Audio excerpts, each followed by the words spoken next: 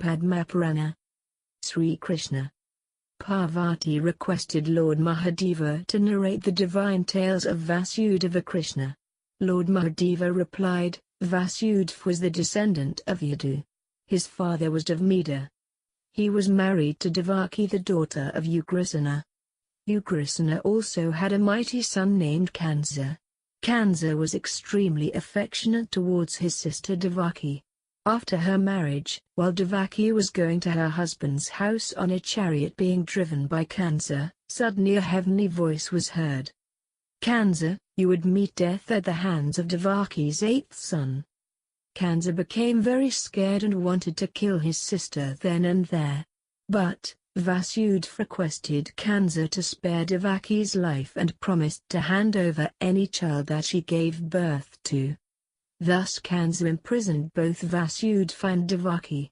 In course of time, Devaki gave birth to 7 sons and Kansa killed each of them.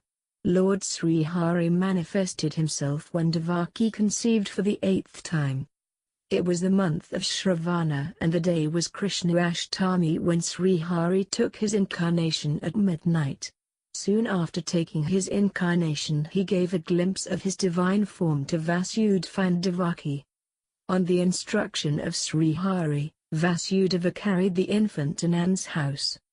He had no problem in moving out of the prison as all the guards had fallen asleep due to the illusion of Sri Hari. On seeing the swift currents of overflooded Yamuna, Vasudeva became worried. But the level of river Yamuna receded as soon as Sri Krishna touched the river with his feet. Sheshnag protected Sri Krishna from heavy rain with his 1,000 hoods. When Vasudeva reached Nan's house he found that Nan's wife Yashoda had given birth to a baby girl. Yashoda was sleeping at that time and Vasudeva had no problem in exchanging Sri Krishna with that baby girl. Vasudeva then returned to the prison and laid down the baby girl beside Devaki. The baby girl started crying and the guards immediately woke up. They informed Kansa about the birth of Devaki's 8th child. Kansa tried to kill that baby girl by smashing her head, but she escaped from his hands and flew up in the sky. She thundered, "Your death is certain as your assassin has already taken birth." Kansa was terrified at the prospect of his death. He instructed his soldiers to kill all the infants wherever they were to be found in his kingdom. He also ordered the release of Vasudeva and Devaki, as there was no point keeping them in captivity. Meanwhile, Sri Krishna grew up under the guardianship of Nand and Yashoda. One day Kansa sent a wicked ogress named Putana to kill Sri Krishna. Padma had applied poison on her breasts and tried to kill Krishna by breastfeeding him. Sri Krishna sucked her breast with such ferocity that she died. Thus, Sri Krishna gave the first glimpse of his divinity to the inhabitants of Vajra. Sri Krishna accomplished many such divine deeds during his childhood. He grew up to be a mischievous child and used to play numerous pranks on the fellow gopis. He used to steal their butter and curd. One day, all the gopis complained to Yashoda about Sri Krishna's misdeeds. Yashoda became angry and tied him with a wooden mortar in order to prevent him from troubling the gopis.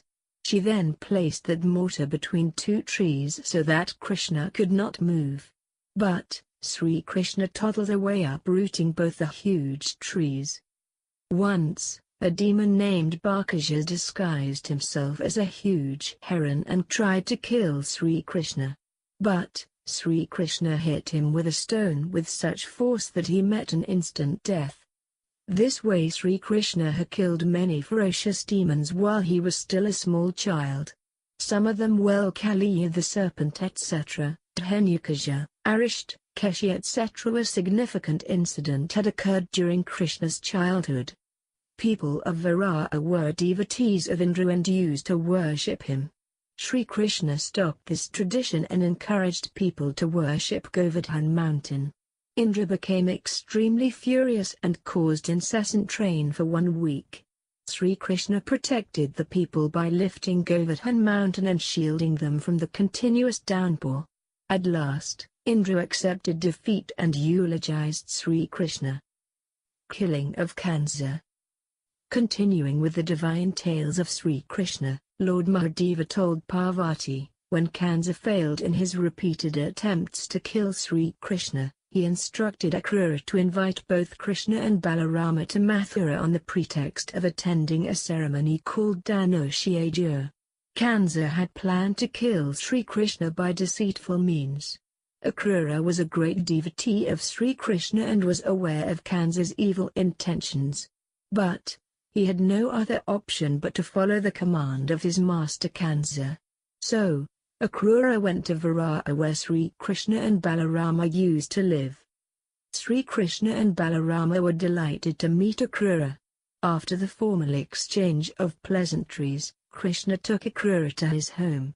Akrura conveyed the instructions of Kansa to Nanda and requested him to send both Sri Krishna and Balarama to Mathura. Akrura said, Sri Krishna is the incarnation of Lord Vishnu and Kansa will be killed by him. Nanda and Yashoda were reluctant to send Sri Krishna to Mathura, but Sri Krishna convinced them. Ultimately, Akrura returned to Mathura accompanied by Krishna and Balarama. The people of Varaya became sad when the time for Krishna's departure to Mathura arrived. When Akrura reached Mathura accompanied by Sri Krishna and Balarama, it was already evening. Sri Krishna saw a dyer with colorful apparels going towards Kansa's palace. Sri Krishna playfully demanded some set of clothes from that dyer which he refused to give. Sri Krishna was infuriated and slapped him so hard that he started vomiting blood. In a short time the dyer was dead. Sri Krishna and Balarama chose some beautiful set of clothes for themselves and proceeded towards the palace of Kansa. After some time they met a crooked woman carrying sandalwood paste. Sri Krishna demanded some sandalwood paste from her, which she gave without any hesitation. Sri Krishna blessed that crooked woman, as a result of which she was cured of her physical deformity. At last, both Sri Krishna and Balarama reached the oblation site where Dhanushyaja was supposed to be performed. Sri Krishna lifted the divine bow scepter and broke it into 2 pieces. When Kansa learnt that the divine bow had been broken, he ordered Channa to kill Krishna in a wrestling bout. Kansa also fortified his palace by positioning wild elephants and mighty warriors at all the entrance points. Sri Krishna and Balarama spent the night at the oblation site. In the morning both of them proceeded towards the palace. Sri Krishna found an elephant named Kuvalyapada standing at the main entrance of the palace. He killed that ferocious elephant without much difficulty.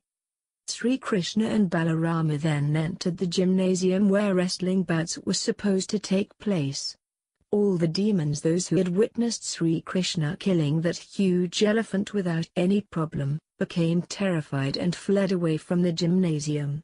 Sri Krishna and Balarama entered the chamber of Kansa. Kansa became terrified and ordered his trusted lieutenants Channa and Mushtik to kill Krishna. Channa confronted Sri Krishna while Mushtik fought a duel with Balarama. Ultimately, both the demons were killed after a fierce duel. Now, Kansa was left all alone. Sri Krishna pulled Kansa from the throne where he was sitting and slapped him so hard that he fell down on the ground. The injury proved to be fatal and as a result Kansa died. Balarama also killed Kansa's younger brother whose name was Sunama.